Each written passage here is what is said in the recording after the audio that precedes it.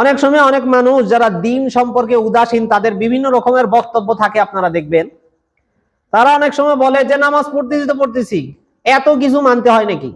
রোজা রাখতেছি, এটাই তো অনেক বড়। আল্লাহ দেখতেছে না যে সকাল থেকে নিয়ে সন্ধ্যা পর্যন্ত আমি না খেয়ে আছি? সকাল থেকে সন্ধ্যা পর্যন্ত একটা দানা, এক ফোঁটা পানিও তো আমার গলার মধ্যে যায়নি, তাহলে কেন আমার রোজা আল্লাহ কবুল করবে না একটু ভুলের কারণে? মনে করে অজু করতে গেছে, অজু করতে যায় কুলি করতে লেগে একটু পানি গলার মধ্যে চলে গেছে, এখন আরেকজন বলতেছে ভাই রোজা তো হবে না আপনার, এটা পরে কাজা করে নিতে হবে। এখন ও বলতেছে কেন কাজা করতে হবে কেন?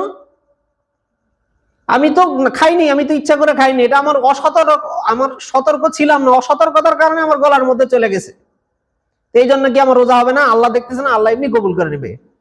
এই কথা বলে ওই রোজার আর কাজা করে না। তো এটা দিনের মধ্যে, দিনের ব্যাপারে উদাসীন হওয়া, যারা দিনের ব্যাপারে উদাসীন, এটা তাদের বক্তব্য।